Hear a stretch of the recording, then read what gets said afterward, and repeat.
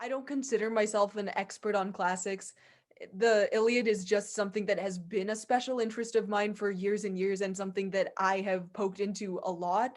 But it's not something that I really have. I don't have formal training in classics. I never really formally studied classics.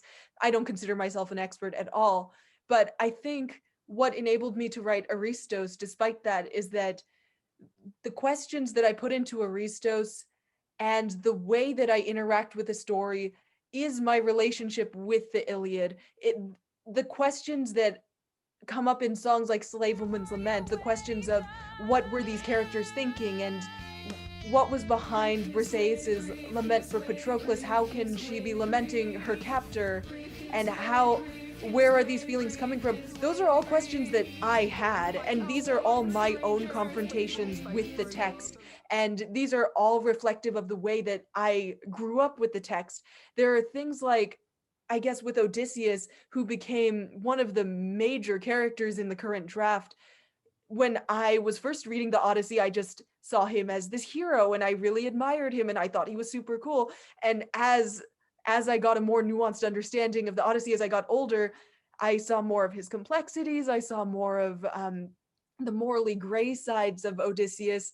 And so a lot of that went into Aristos as well.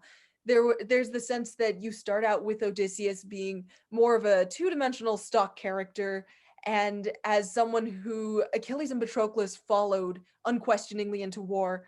And then you have scenes where both Patroclus and Achilles come back to him and they ask him questions, and they're trying to figure out what his deal is, and they're trying to come to terms with the fact that this man who led them into battle, maybe he knows as little as they do. And that's exactly my relationship with the character too. So I think that a lot of my relationship with the Iliad is reflected and written into Aristos as well. Hmm. Yeah, I can definitely see that. Like not having had your experience with it as deeply as you have, but like seeing the words, like you can definitely see where like there was certain points in the libretto where I was like, okay, you must have had this exact conversation with somebody at some point. It's just too real. It's just too much of a slice of life. And like that's the point though, right? Because like we were saying earlier, the Iliad in many points it is a slice of life.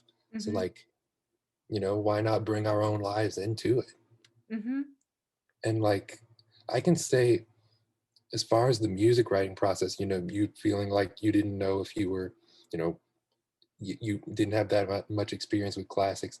I mean, here I was, I had never done this before. I'm very, very far from a professional musician. I'm a physics major who digs music and played a lot of music in high school. And like suddenly I'm orchestrating a musical question mark. And it just happens and you're kind of just along for the ride. But like it's those fundamental things that are like the skill that I just continue to rely on is to try to read, a few pages of libretto or even a paragraph or a few lines and think about the emotion and then hear something in my mind and try to write that down. And like not always in notes either. Like it could be in like like usually I just mark up the librettos. Sometimes I hear certain chords, certain instruments, certain textures. Like to be able to hear something in your mind and know what that's called and know how to replicate it.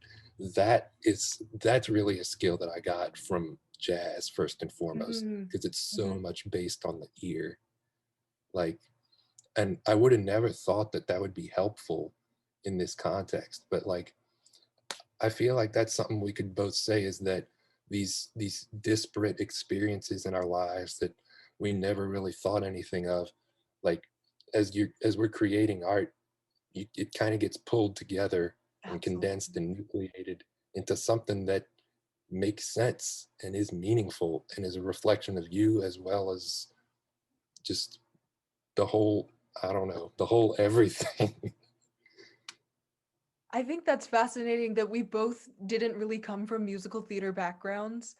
And here we are. We're writing a musical. Don't know how this happened, but as you said, I think our different life experiences outside of musical theater and outside of classics proper really ended up helping us and ended up helping us tell the story perhaps in a way that hasn't quite been told before, or at least I like to think so. I would like to think so too.